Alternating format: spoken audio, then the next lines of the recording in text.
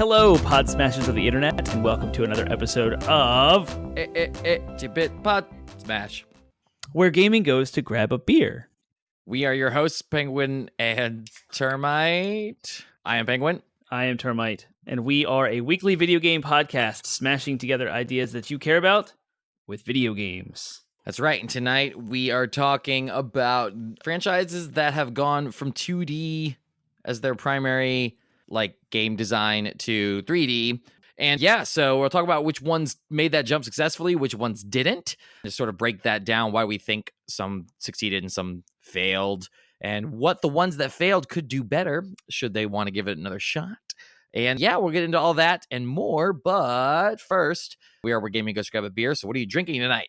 I am drinking a whiskey from Japan that I found on my travels in Hawaii. I looked this up, and you cannot get it through any of our Virginia ABC stores. They don't distribute this at all.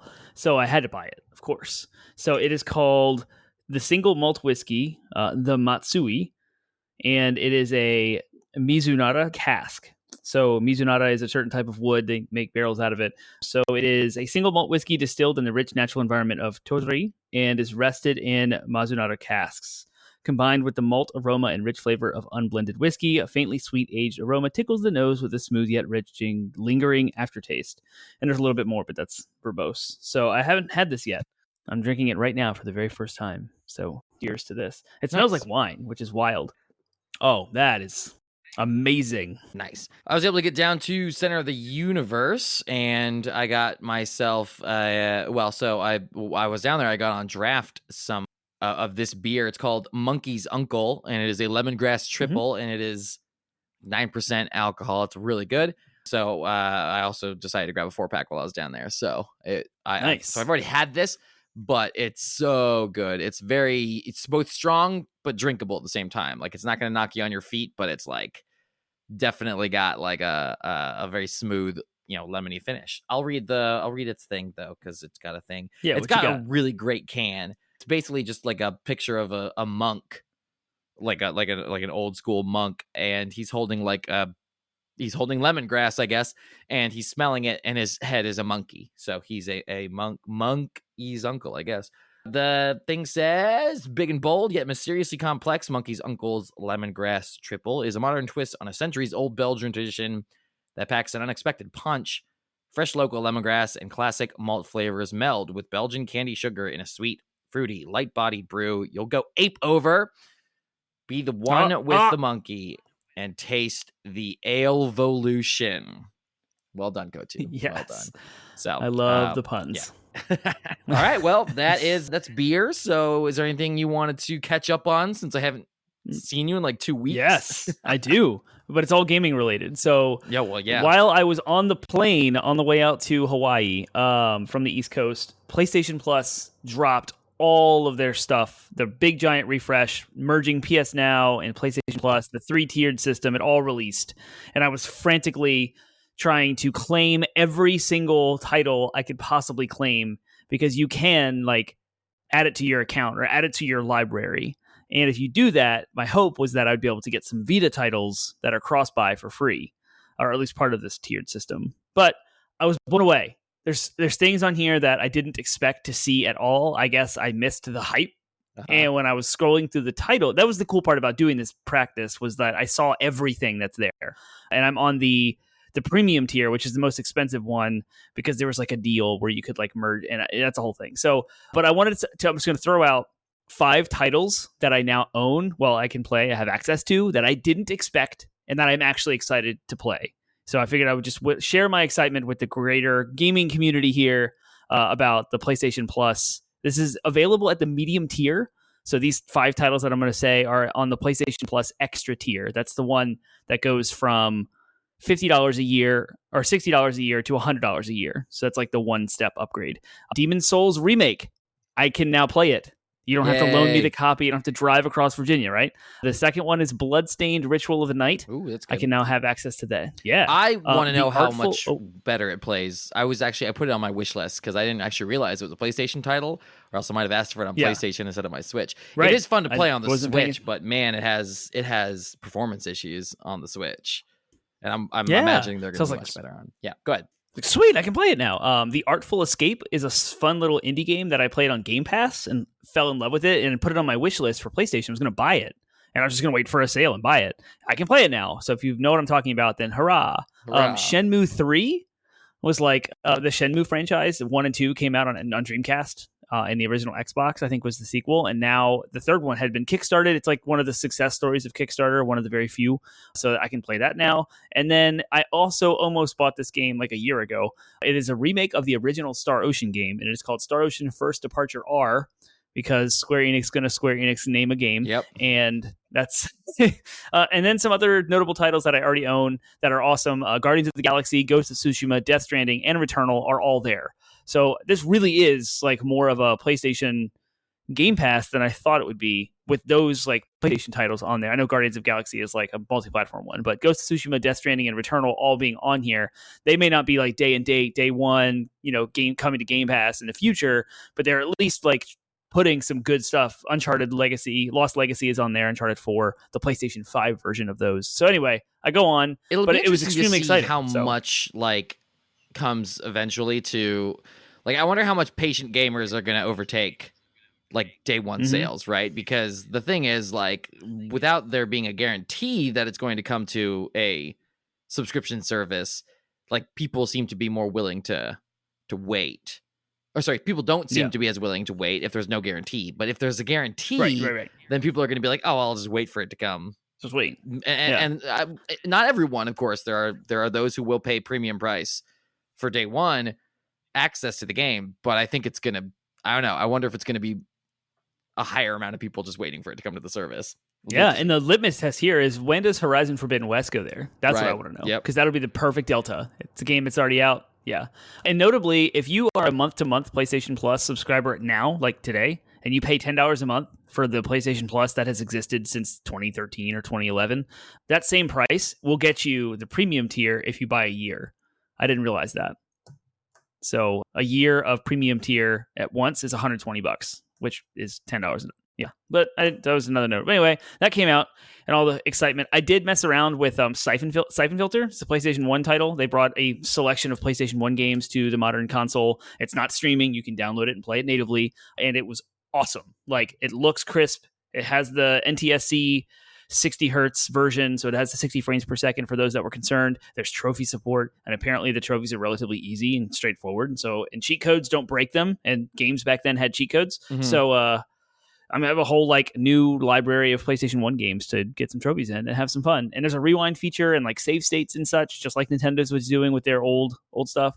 So PlayStation really brought this. Like, I'm excited about it.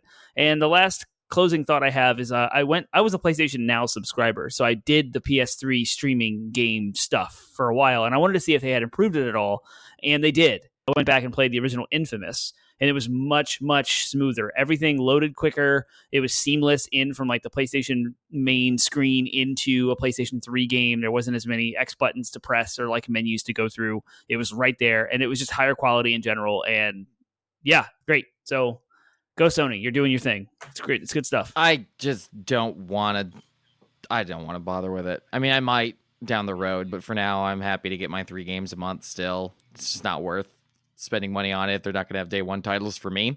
Yeah. Because I already spend, I spend less a month, but I'll also go months without buying anything. So it would be more games in a backlog that's already pretty full. And many of those games I'll be able to snag for.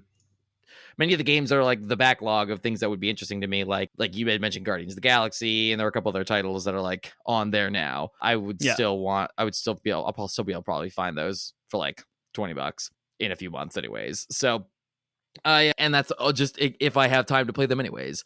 So at this point, it's just not something that I really want to spend money on, but I understand that it's not terrible, but neither is it like a Game Pass crusher, right? Like, Game Pass, I would argue, is still a better deal, all things considered. Yep. Especially considering... because it is cheaper. And considering, I was reading a good article that was like, that PS3, Xbox 360 generation is like the sweet spot for nostalgia right now, because they're recent enough to still look good on new TVs, while also being old enough to be people nostalgic, or for people aren't nostalgic yet for PS4 or Xbox One games, but they are nostalgic for that.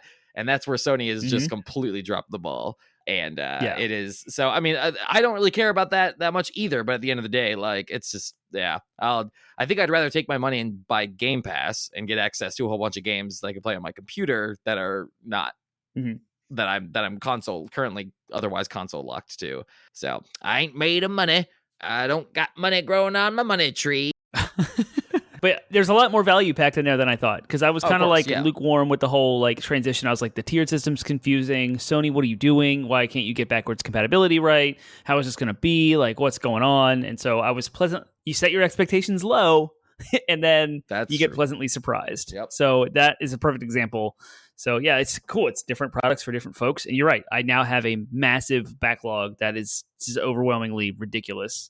And I'll never even come close to playing everything. So here we are. Here we are. Well, is there anything else you wanted to go? I feel like we should probably go ahead and we've got a lot of ground to cover tonight. So let's go ahead and do an awkward transition by saying something along the lines of getting more value for the subscription services that you pay for is one of our favorite things. But 80-bit Pod Smash is our favorite thing. 80-bit Pod Smash is our favorite thing. Favorite things. A segment of our show where we try to share with you something that we're excited about, something that we have experienced this week that made us either excited or that made us thought-provoked, or otherwise we just want to share with y'all so that in hopes you might go out and find your next favorite thing. Termite, what you got? My favorite thing, despite going to Hawaii, which is great, is what happened while I was in Hawaii. Another gaming thing happened. And that is Teenage Mutant Ninja Turtles Shredder's Revenge was released. And I was so excited to play it that I had my Switch with me, and I bought it on my Switch, knowing I was going to buy it again on the PlayStation for trophies. So I did, and I played the mess out of it in Hawaii, on the plane, on the way home, and I've continued to be obsessed with it and play it crazily amounts of time since I've gotten back. You talk about a 90s arcade brawler done perfectly. Modernized, pixel art, the soundtrack slaps. I listen to soundtrack on Spotify. It's awesome. The game is phenomenal. 6 players online if you want. I haven't had a chance to play with friends yet, which I cannot wait. And it's just so comfort food. It's not frustrating. You just go through it all and you have a good time. It's Teenage Mutant Ninja Turtles at its best. Like, I absolutely cannot wait for the Cowabunga collection to come out so I can play the old games too. But there's a lot of reviews and stuff online, and I completely agree. Like, there's a lot of scores like ranging. I got an 88, I believe, on Metacritic. Totally earned that.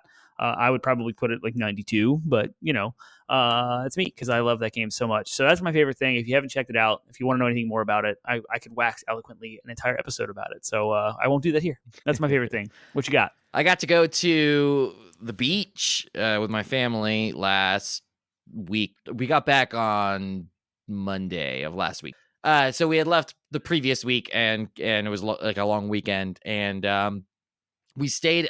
We went to Virginia Beach because 2 hours away, as opposed to any other beach really is going to be like 5 or 6 hours away. And with the kids, we just wanted somewhere that was close. So we did this last year with my wife's dad, and then my brother and sister-in-law as well. So we did it again this year, and this time they got something that wasn't like in the heart of Virginia Beach like it was last year. This time they got something a little bit north of Virginia Beach in the first landing area, and it was so nice. It was like all the advantages of being in Virginia Beach. Everything that you would want to be around is 5 minutes away, while also being, by car, while also being able to this time afford somewhere within walking distance of the beach, because we weren't trying to be like off the strip or whatever. We were way north of it. And then it had all the like isolation and chill vibes that you would want from like Outer Banks without like all the crowds and everything. And yet it was 2 hours away, and it was lovely time.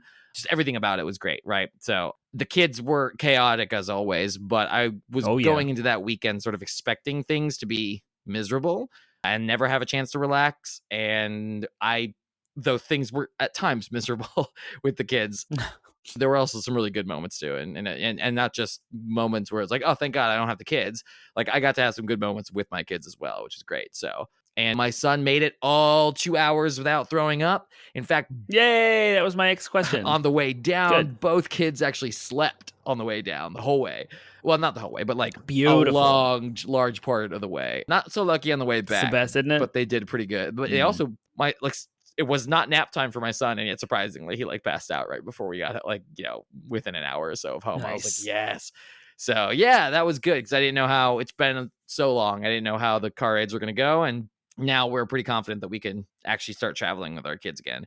At least until Yay! my Come see daughter me. starts getting car sick and throwing up. Well, we're coming the 4th of July weekend, so we'll have to make some Ooh, plans. we'll be around. Some schemes. Yeah. So far, I've tried to scheme with my other friends in Harrisonburg, and no one has replied. So I'll be like, all right, guess Hey, it's maybe you, Danny. me, and Chris can go grab a beer. Yeah. I don't know if Chris drinks, though, but it would be lovely. Chris, of course, being the guest on our episode last week. So, all right. Well, I guess that does it. I mean, I can't really pick a specific favorite thing. It was all very, very fun. So, all right, Good. that does it. So let's go on to our next segment, which is DLC. DLC is short for downloadable content. It is another pun, of course, riffing off the idea of downloadable content, and it is a fun extra conversation, a game, a little kind of prime the pump, get your gears turning either around our topic or in general. And yeah, I like to call it a conversation you wouldn't normally have about video games. So the prompt today is related to our topic, and I am speculating here and saying that the jump from 2D to 3D, which we'll be talking about, that happened in the mid to late 90s and then carried on for a lot of franchises through the 2000s, that was probably one of the biggest like technological and like visual changes to the video game medium. And we'll get into that more. But we've laying the groundwork. We've sort of talked about that before, how that was like a big deal. I predict, and we have predicted on the podcast before, that the next equivalent jump, like the next thing, is going to go from just 3D gaming on your TV to a fully VR experience, which is still technically a 3D experience as well, but like it is VR. It's all around you, as opposed to just on your screen. So, given that that's going to be the next big jump, what franchises do you think are going to make that jump from what existing franchises do you think are going to make the jump from 3D to VR successfully? Yes. All right. So, do you know about these entire line of games? It's almost its own franchise that's like simulators, like car mechanic simulator, farming simulator. Yeah. There's like every obnoxious, like I say obnoxious because they seemingly come out all the time with like the next wacko like simulator. Anything you can do to like interact with your environments with your hands. And I even go back to like Sim City or even Roller Coaster Tycoon, like those types of Sims type games are going to be wonderful in VR. They're going to make the transition so well because you'll be able to like use your hands and manipulate the environment, especially if we ever get to the point where we have gloves with fingers and you can do individual digits instead of like a controller. Like we'll be able to reach in and tweak to the minutia of things, and I think that's going to go over really well. I think racing games translate really well. Being able to sit in a cockpit with like whatever, if it's F-Zero or if it's Gran Turismo, pick your spectrum of arcade to sim. Like being able to sit and have like the free motion head turning. You can look into a turn like you're supposed to. It's kind of hard to do when you're bound by a TV. Those kinds of things are going to be great. Do we have the opposite end of that, where like games that won't translate well? No, I don't. I mean, you can. I'm just saying that, like, I'm thinking you're talking a lot of genres, of course, which is fine. But I was thinking specifically franchises. So, for example, I think, Pokemon's gonna do just fine, right? Like whether Pokemon Snap already, being on the being on the rails, it would be That's perfect. A shoe-in. Yeah, but even just like like probably something like Pokemon Go or Pokemon Let's Go, where it's a simple, you have like a Pokeball thing and you throw it and you catch them, maybe not so much the battling and stuff, although if they incorporated voice commands into the VR as well, that would be a really cool game where you could just be like, Pikachu, use Thunderbolt, and then like so it recognizes it does commands. That would be awesome, and I think it would be totally doable. But it's not a game that really, especially if you're just talking about like turn-based combat, it's not really a game that requires a lot of like motion, like and they could find a way to either put it on the rails or to make it so that you don't need to walk around as much to explore the world. Yeah, that's like the biggest limp or the biggest Achilles heel because of virtual reality. Video gamers don't typically like to walk. However, I mean, but then you have like Pokemon Go, where it's the Pokemon company's already made it clear that they are invested in the idea of people like exercising. So like, we could see more of a shift towards, especially with VR and probably more likely AR.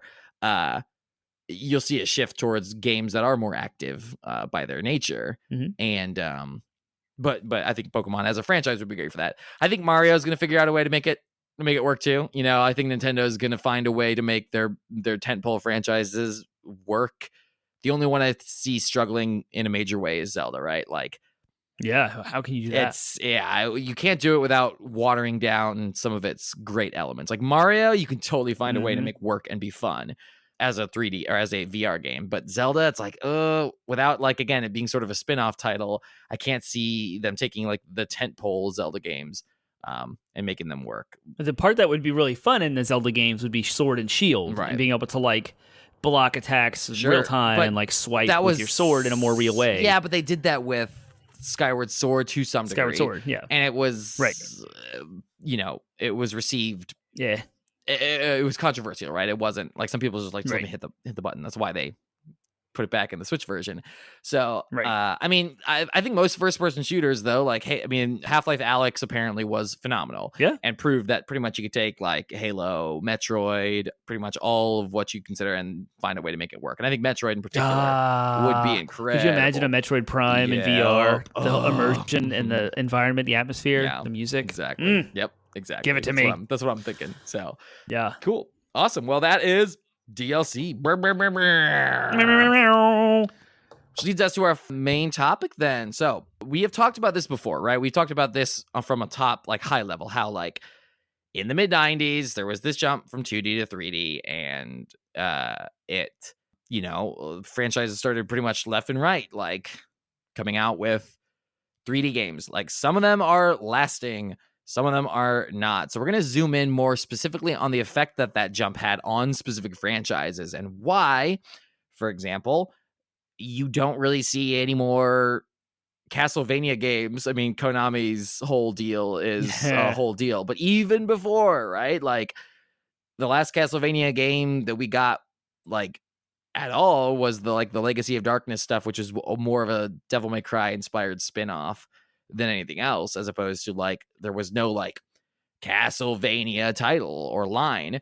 And so we're going to talk about why did Castlevania fail, and if Castlevania were to make a comeback, how would you do it, right? So we'll get to kind of all that. So, but to start real quick, I do want to just really zoom in on that idea for, again, not taking for granted. We just had a whole series on non-gamers and how we want them to listen to our show and enjoy it without feeling like they're gate kept by terms. Let's talk specifically, what is a 2D game and what is a 3D game, considering that gamers aren't sitting there wearing those funny red and blue glasses where the games pop out at them. What's 3D, what's 2D, and what does it mean for the franchise to quote unquote jump to that? Like what so 2D video games like Super Mario World or Super Mario, right? We know that's kind of a moniker. It's a side-scrolling game, jumping.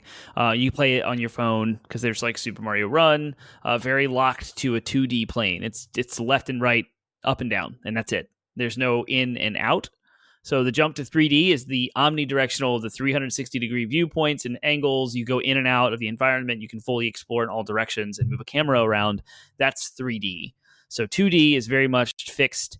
And there's tricks to make the 2D look like 3D, but they're not actually 3D. And that's a whole different kind of weird can of worms. But for the Explain It Like I'm 5 description, if it fits on a piece of paper, that's 2D. If you go outside and look, that's 3D. Well, and it's, I mean, you nailed it when you said, like, you can't go in any other direction other than up, down, left, right. So in Bloodstained Ritual of the Night, like I can, it looks like my character sometimes is making a turn around a pillar, but that, like you said, it's a visual trick. The reality is I'm still just on a horizontal plane. One point of clarification. I was going to say, like, graphically, if you want to talk about polygons or like things in the game that, because you could say Mario Kart is 3D. Some people would say Mario Kart from Super Nintendo is 3D. Well, it's not. Mm-hmm. And so the difference between Mario Kart on Super Nintendo and the Mario Kart on the N64 is the environments are made up of actual like geometric shapes. And so instead of a single flat sprite. And if those terms don't make sense to you, then we can talk on our Discord and anywhere else, and I'll gladly educate you further.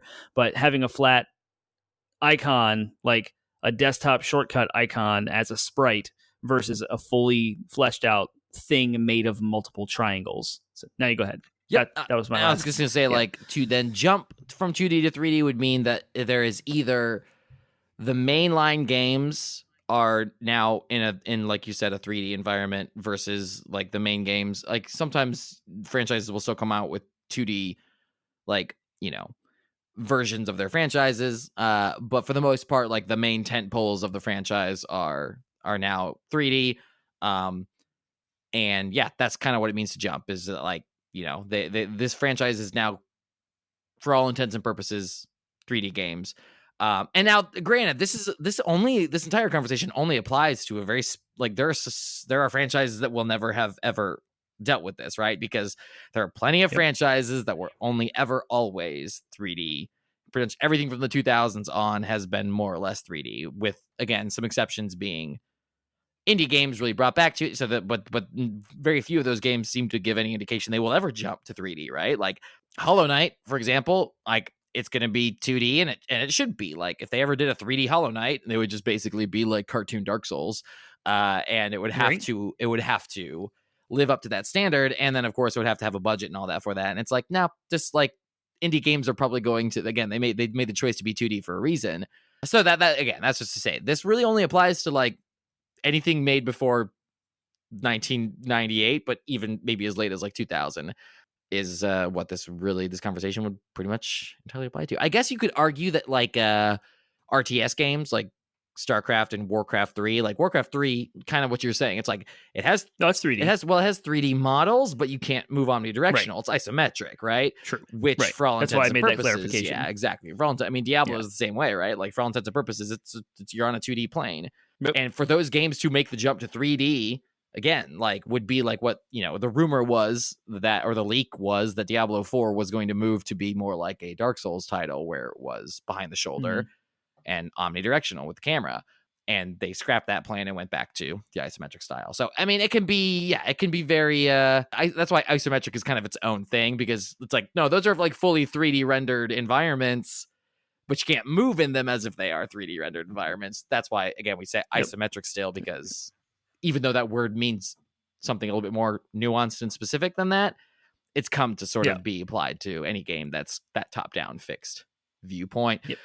Okay, well, all right, that's clarification there. So, historically speaking, then, what changes, technologically speaking, enabled games to go from 2D to 3D? Again, you kind of hit on this a bit with your little technology lesson, but could you elaborate more on, like, because there's another piece. Of course, you can always elaborate more. Go for it. Yes, absolutely. To draw a dot on a 2D plane, you need an X coordinate and a Y coordinate. It's basic geometry.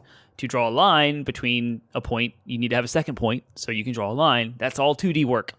3D introduces the third plane, the Z coordinate, and that computational requirement is like a level of magnitude greater to now calculate. This is like computing talk, right? Sure. Calculate positions in a 3D plane, how to draw shapes that are polygons or polygonal objects together, like Mario 64's model for Mario consisted of X amount of polygons that all had lines drawn in a full 3D world. So just to do that, you would need a lot more memory and a much faster processor, especially if you're animating it. Because if you can't animate it, then you're just making a still image, which is still a piece of art, and it's gorgeous, and there's a lot of people that do that. But a video game needs to be animated and needs to respond to player input and allow people to play it. So to do that, yes, computational power. That's pretty much the jump from 2D to 3D was this. What was it's not Murphy's Law. Is it the one that says like computational power increases exponentially because it doubles every single year? I can't remember which law that was. Because Murphy's Law is the one that's like, but I know what you mean. The one that can go wrong, will go wrong all the time. I get those two laws There's mixed so many up. laws. The names of Moore's. I was thinking of Moore's Law. I had to look it up. Moore's, is that what it is? Yeah, okay. Moore's Law. There's all the term used laws. to refer to the observation. Trying to keep the track number of all the transistors laws. in a dense integrated circuit doubles every 2 years. So there you go. There you go. Yes, lots of laws to keep track of. Too But many laws. anyway, that's Moore's Law, computational increase in power. That's why we jumped from 2D to 3D. That's the crux. Cheap microprocessors. Yep. Cool. All right. Well, then finally, let's jump into some examples. What are examples of franchises that have done this successfully? And what are examples of franchises that have failed? And what would you define as success and failure? Because we should probably start there. What would you define as a success? a franchise that has successfully made the jump, and what would you define as a franchise that has failed? I would say that success more or less is critical and commercial, like Yep. sort of judged by its critical and commercial reception, even if those 2D games are still made and loved.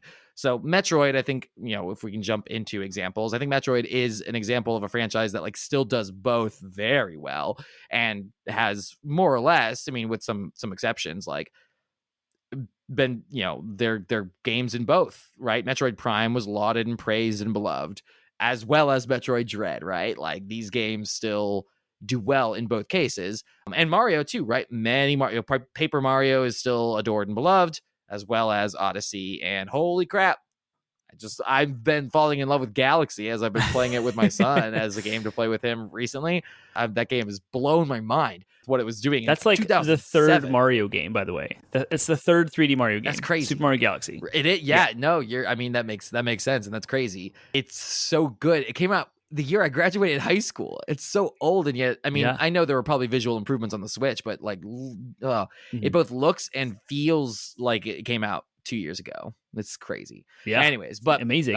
One other metric that you've sort of hit on about the success of this is whether or not there continues to be new entries in the franchise that are still 3D.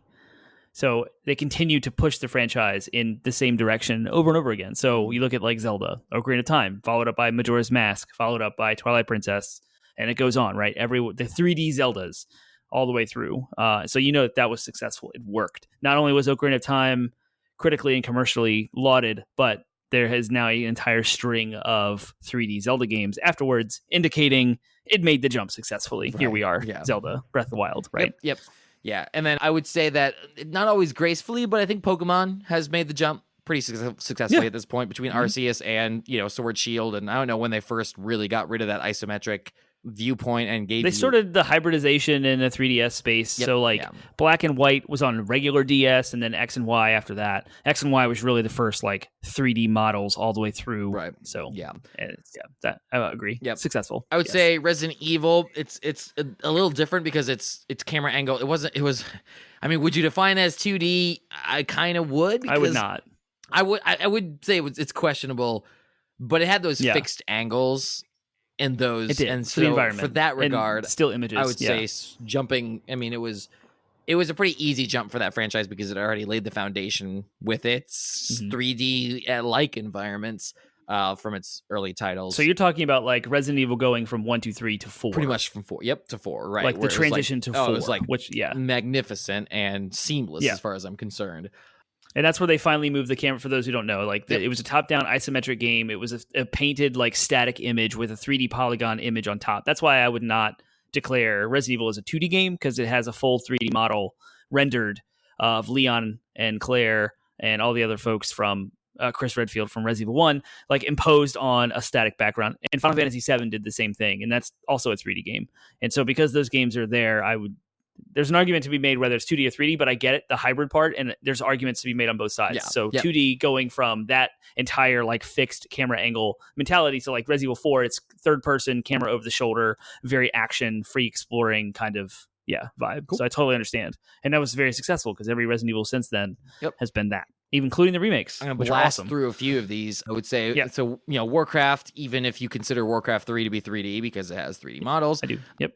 From 2D to 3D was beautiful, and Warcraft 2 to Warcraft 3 was seamless. It was perfect. And then going from Warcraft 3's 3D isometric environment to then a fully explorable omnidirectional World of Warcraft, like mind blowing. It was part of the reason why I fell in love with that game for so long, is because like being a Warcraft 3 fan for so long, suddenly it was like, I'm part of this world. Like now I can go inside the barracks, those buildings that I used to build for my troops. Like, so very, very well done. Final Fantasy definitely made the jump. Started making the jump as early, I would say, as 7, 6 maybe. Yeah, even 7's first one. And no, not 6. Super Nintendo game. Got it right. Touche. And then now, of course, again, each iteration of Final Fantasy just continue to push the boundaries, and now it's all 3D. Yep, exactly.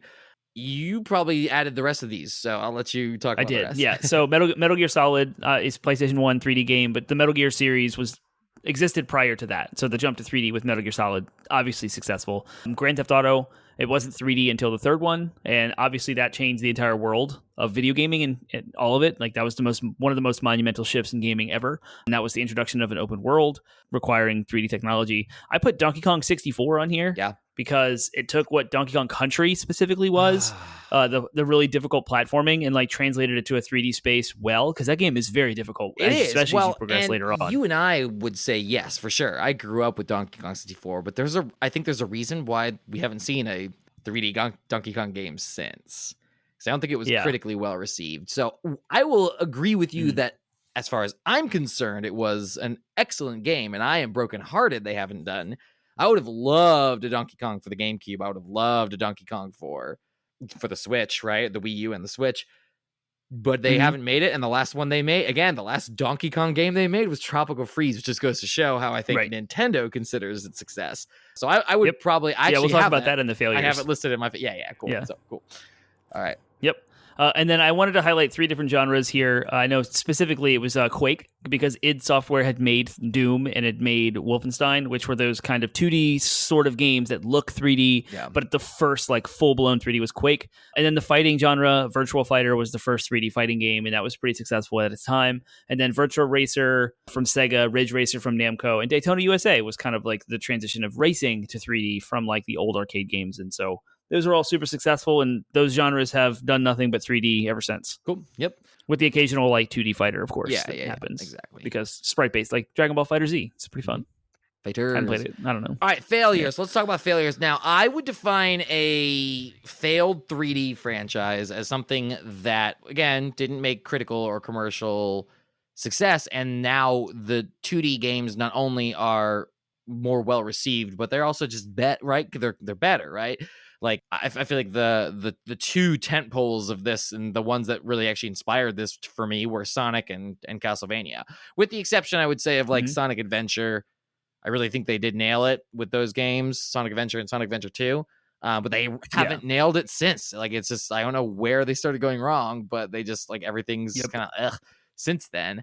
Castlevania is one that's like breaks my heart because I've mentioned before, like, and I'll kind of circle back around to this, but Castlevania could have beat Dark Souls to the punch had they done it right, right? But Castlevania 64 was a mess, a hot garbage mess. And the Castlevania 2D games are still considered legendary. So this is what I mean by a failure, where it's like the developers never figured out how to translate the game to 3D in a way that was compelling enough to receive that critical or commercial success. So what are some other examples? We had, Donkey Kong's next on my list. You probably know better because you were older than I was, but you could probably speak better to why Donkey Kong 64 was not considered successful enough to continue making 3D games in that space. Yeah. It was extraordinarily hardware dependent, so much that it had to come bundled with the expansion pack in order to run it. Yeah. So I think there was a hardware gimping problem going on. They were too ambitious. And now, actually, because I am older, going back to play older games, some age well and some do not. And I would argue some of these old N64 games don't really age well. And Donkey Kong 64 really shows the problems that they had with the 3D platforming. They tried to do like a first-person shooter, a third-person shooter, a platformer. Mm-hmm. They were doing all this crazy... Like Banjo-Kazooie was successful because it was more simple. Donkey Kong 64 was bloated, had too much going on. There's mini games, and it was like all of this open world exploration. The reason why I agree that this is a failure in the 3D space is because the next Donkey Kong games to come out were just a 2.5D, which is this hybrid. It's a 2D platformer that exists in like a kind of 3D world. There's 3D models and there's a 3D environment, but you don't actually... It's still on the rails. It's still left to right. You can only go up, down, left, right. And that's Donkey Kong Country Returns for the Wii. And then its sequel, Tropical Freeze, for the Wii U. And both of those games have been ported to 3DS and the Switch, respectively. And so go check those out. But the fact that they went from a full open world exploration game like Donkey Kong 64, and I say full open world with quotes because it's not, it's like open zone. And they left that. And they went back to 2D, kind of like 2D hybrid, 2.5D. So that's why I would say that it was a failure. Otherwise, it would have stayed in the 3D space, right? Exactly. Yeah. Kirby. Ooh, and Kirby. It's again. They keep trying as recently as Forgotten Lands, and that may have been considered good enough to knock it off the list. But we'll see if they continue to make like Forgotten Lands 2 or whatever, right? And if they do, then Kirby might be in a better spot now. And I loved the Kirby 64, right? Like I loved the 3D entries personally. But again, it just seemed like for a long time after those N64 versions, there was no kind of movement on that franchise in the 3D space. What was it, like Kirby 64, the Crystal Shards or something? Something You like can that, play yeah. it on the Nintendo Switch online now. Yeah. It looks awful. Yeah, I and believe it's it. not, it's not fun. I never really liked that game when it came out. And that was its first attempt at 3D, like Yeah. you said. So, Yep. and then all the good ones that since, like the Game Boy Advance games were awesome. Yep. And they were like Super Nintendo, like, yeah. So the 2D ones work, like Rainbow Cruise. And anyway, yeah. No, I mean, I guess that's- Kirby's Air Ride was like a 3D gaming Yeah. one, but yeah. So yeah, Kirby did not really make the jump to 3D very well at all. Yep. All right, cool. Pac-Man. Are there any Pac-Man 3D games? I don't think. I mean, I think they tried at one point, didn't they? But because I remember seeing something like that. And I remember there being an awful one, Yeah. and I don't remember what it was called, but it was terrible. I mean, they still make I'm like trying to anniversary versions of Pac-Man in the 2D space, right? Like, there's still all kinds of really great like remixes and stuff of that franchise, and yet never do they make 3D ones anymore. So Maybe it was just like a prototype or like a anticipated game that. Yeah, I just remember like there being this really awful looking 3D Pac-Man thing, and I was like, why? And I guess it never actually saw light of day. I would love to know about that. So if someone in the audience knows more about a 3D Pac-Man that may or may not have been canceled, yeah, I think I saw it. I think I put it on the list because I remember seeing it on like a little bit of research, like what games failed to do this, and like people did, So I'm sure there are people out there who could talk and shed more light on it. StarCraft. I'm going to pick on StarCraft, not because, again, StarCraft 2, again, is arguably sort of rendered, in a fully 3D, still isometric, though. But I talk about StarCraft because there were so many to this day. I mean, like, as in, like, within the last 3 or 4 years, again, there was another rumor of a, like, Gears of War style game set in a spin-off game set in the StarCraft universe that never got off the ground. Of course, the most legendary of which of these was Ghost, StarCraft Ghost. Yep. They had gameplay of it. They had screenshots of it. It was something that was like, this game is going to come out, and it never did. It got stuck in development hell and then eventually canceled. And it is truly one of the bigger disappointments, I think earliest disappointments that people had with Blizzard. The irony, of course, being Blizzard canceled the game because it wasn't working. And so this is back when Blizzard had the integrity to be like, yeah, it's not working. We're going to cancel it because we're not going to put out crap. They would have in a heartbeat dropped it on like mobile devices now because of Activision. So these days. Yep. So you can't let that development dollars go to waste. No. You got to recoup. Just go ahead and drop it on there. And who cares if it gets a 0.7 on Metacritic like Diablo Immortal does.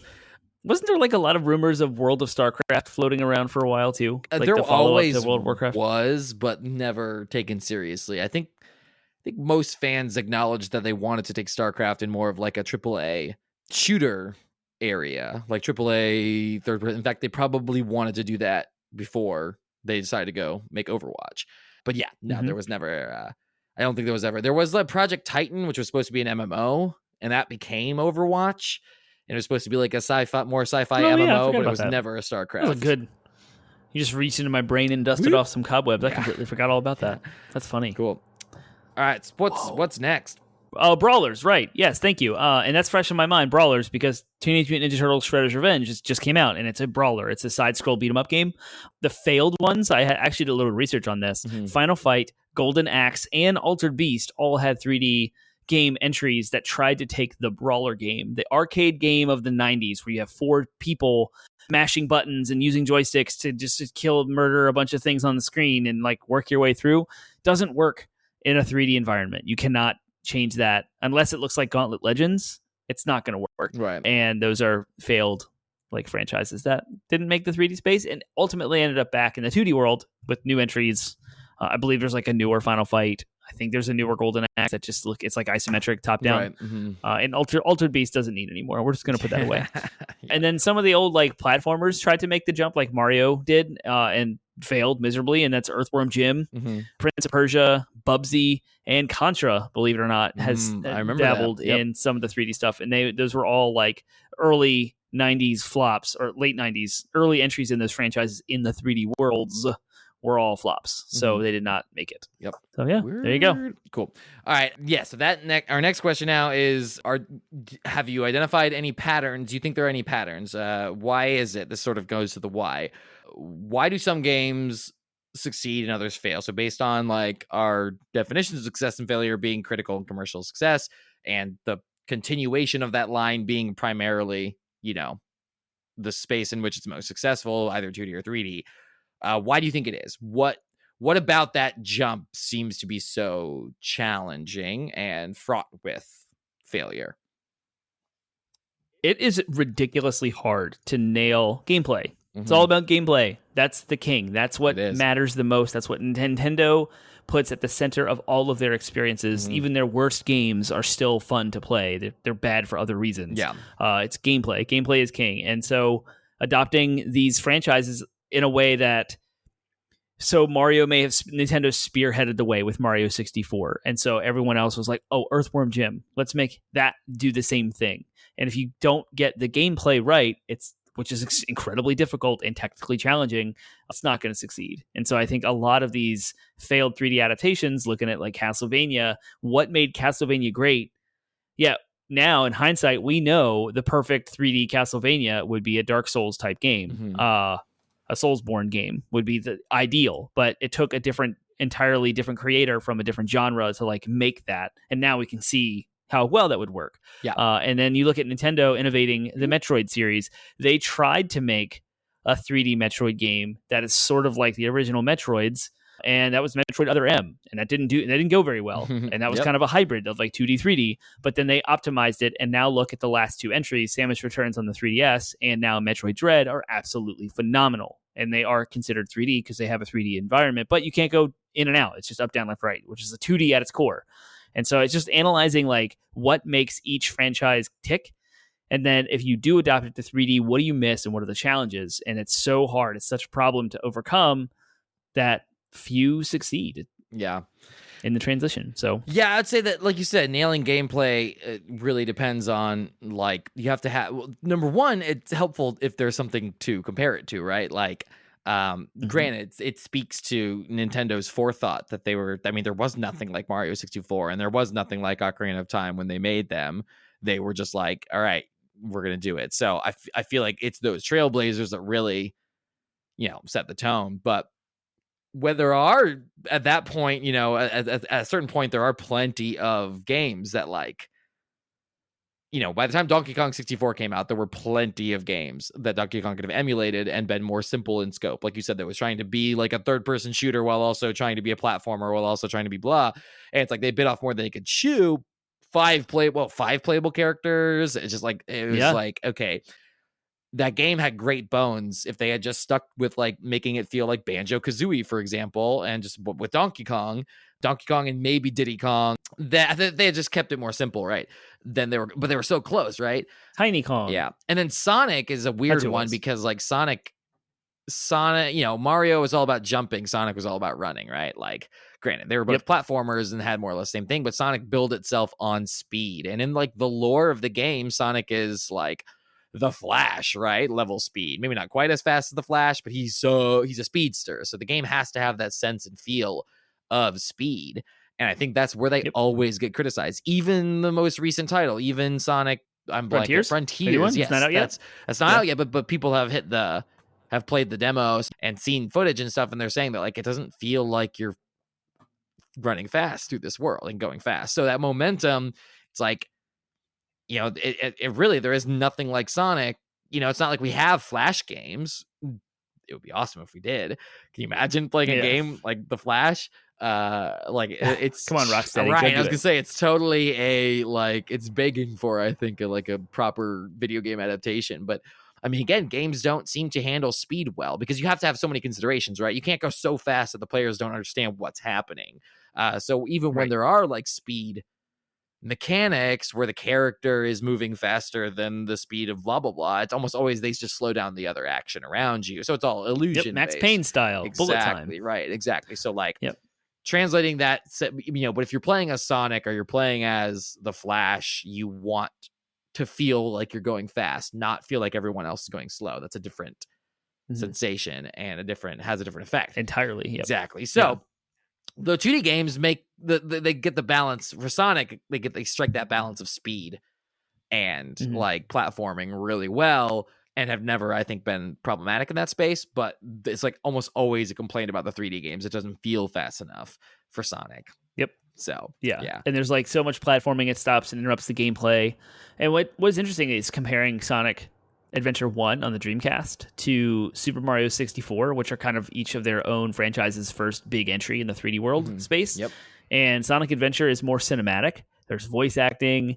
There's like camera panning stuff happening, and like the intro to the first level is like that big whale that comes up and crushes the pier, and Sonic's like running away from it. It's a very cinematic, very action oriented type game. Whereas Mario 64 has like very little voiceover, a very little dialogue. It's all gameplay. It's all the player doing all of the work. So it is a very different approach that I think Sega was trying to go for with their audience, their target audience, but it hasn't been executed well, like you said, since Adventure. So Sonic Heroes and the future 2016 or 2006 Sonic, which is an abysmal game, possibly arguably the worst video game ever.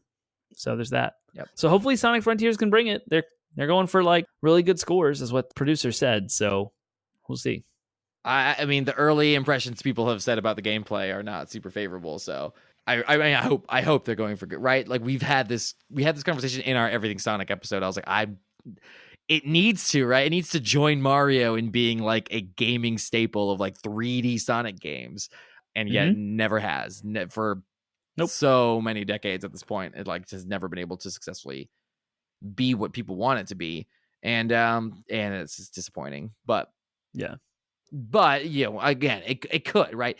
Like people could be wrong, right? Like gamers are oftentimes wrong about their first impressions about things. So I'm hoping that whatever polish they bring or whatever like mechanics they flesh out in Sonic Frontiers really kind of like changes it. And if not, we have to question whether or not Team Sonic is the right developer to make Sonic. Yeah. So anyways, or rather Sega should be questioning that.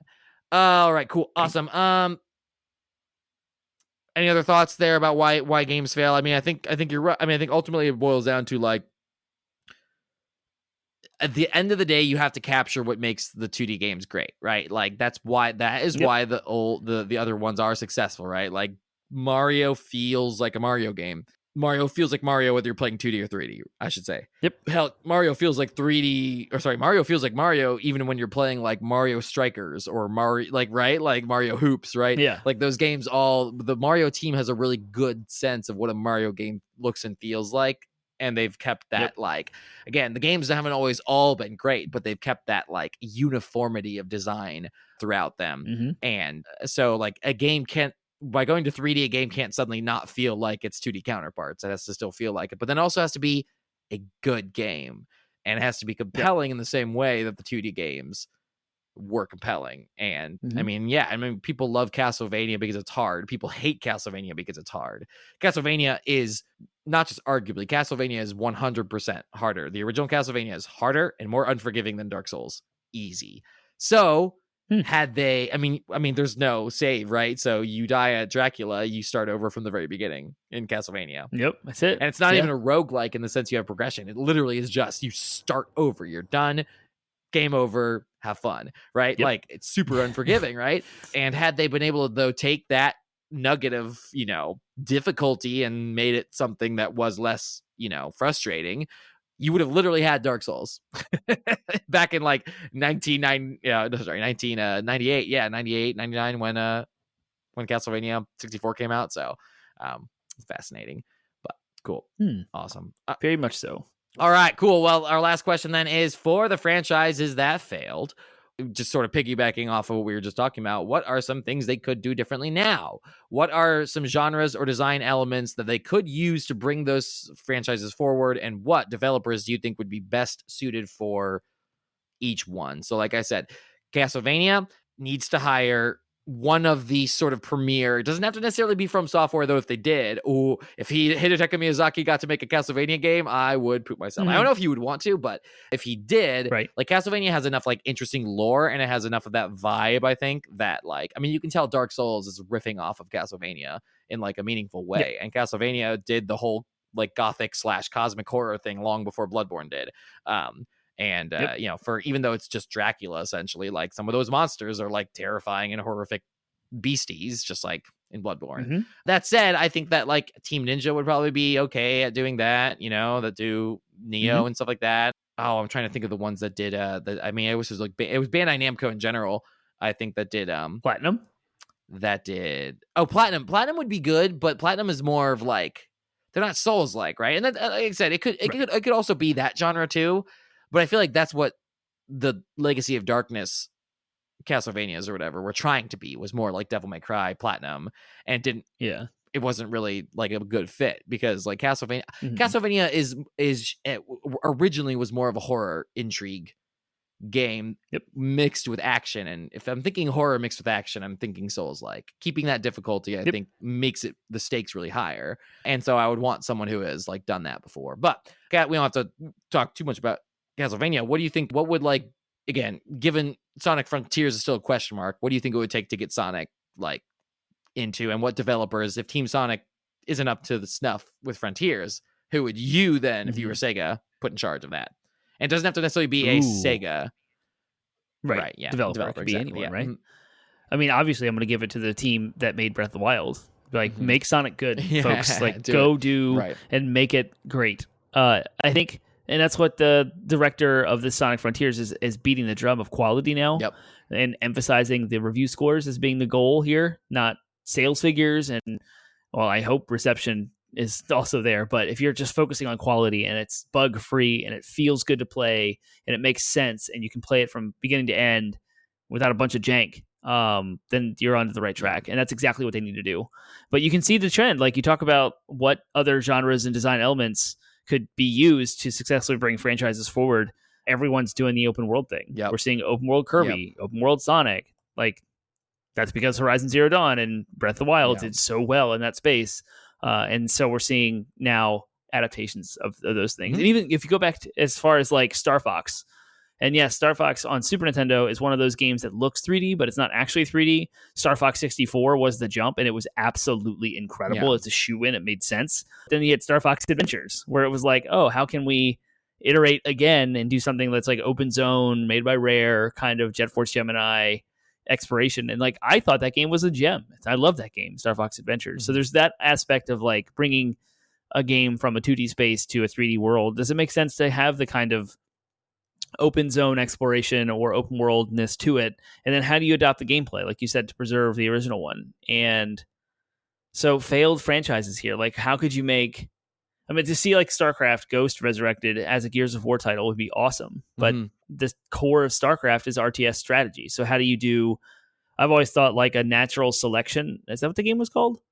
Where you had you had a team of people consisted of both first-person shooters on the ground as well as commanders that were building buildings, like the RTS aspect and economy. And so the first-person shooters would charge into areas to get the resources, and then the resources would accumulate for the commanders to build the buildings to upgrade the troops that are on the ground. And given today's like internet infrastructure, I think that would be amazing for StarCraft. I think it'd be a perfect adaptation of like doing the StarCraft side on one.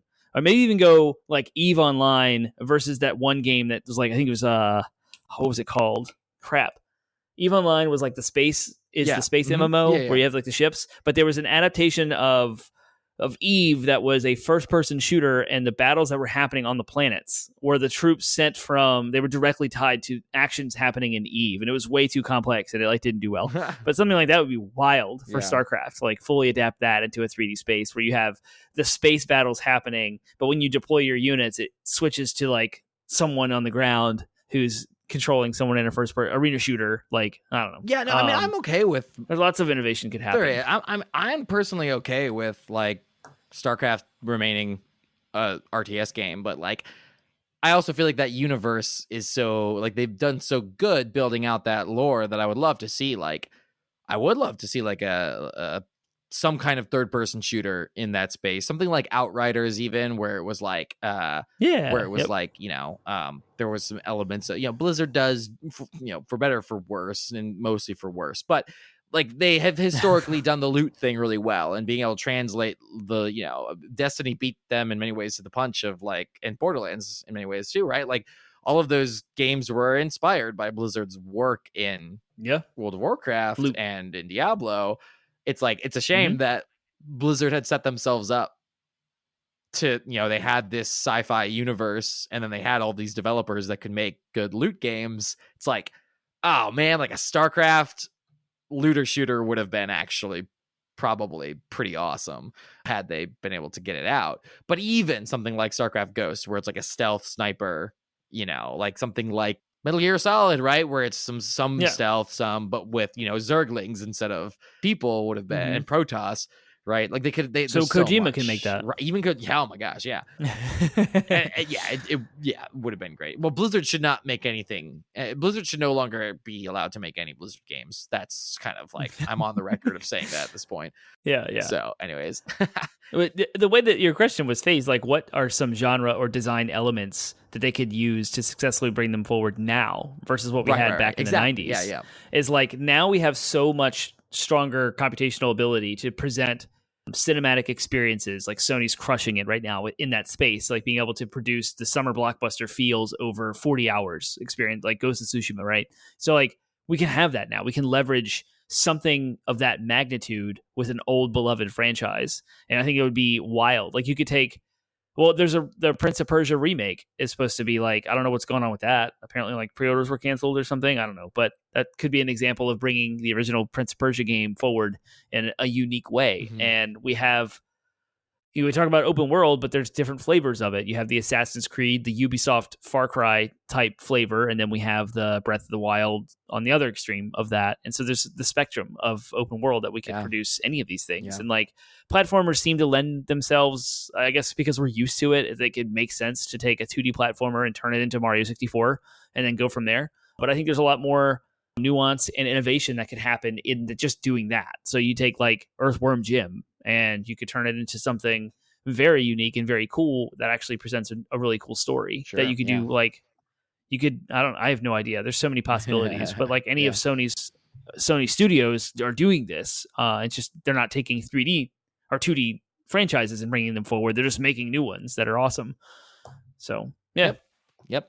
Basically. All right. Well, I think that's it. That puts us a nice solid 66 minutes, but it'll be less than that by the time we cut all of our shenanigans and shenanigans. Exactly. So we got another episode to record tonight because we are trying to work around Termite's very busy summer schedule.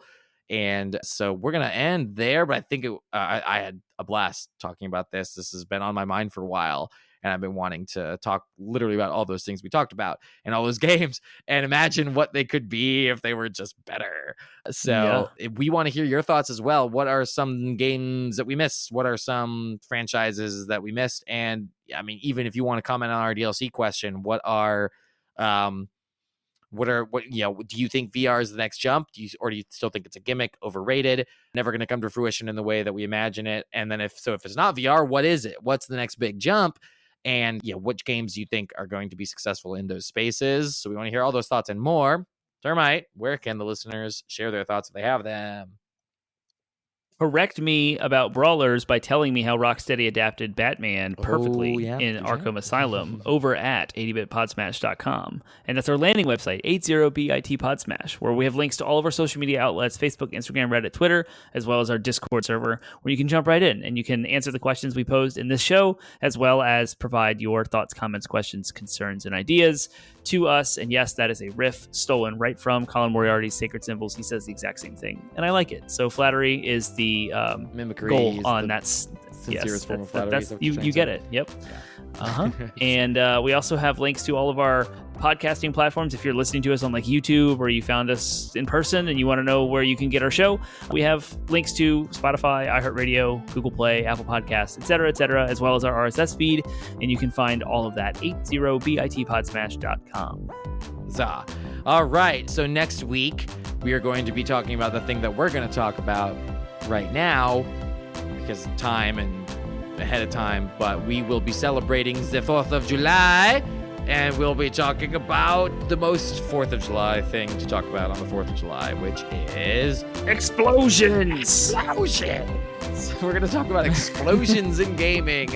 And you may think that sounds like a fluff topic, but actually it should be a pretty cool topic because a lot goes into making your favorite, biggest booms in video games. They do. So we're going to talk all about that. We look forward to explosions in next, and literally we're going to be saying that the entire, we're going to be basically just Torg. We're going to talk like Torg the entire episode. So buckle up. It'll be a fun one. My poor voice. Maybe I can come up with like a way to edit my voice to make it sound like Torg, but not actually talk like it. All right. Well, we'll talk to y'all then. See you next week. See you next week.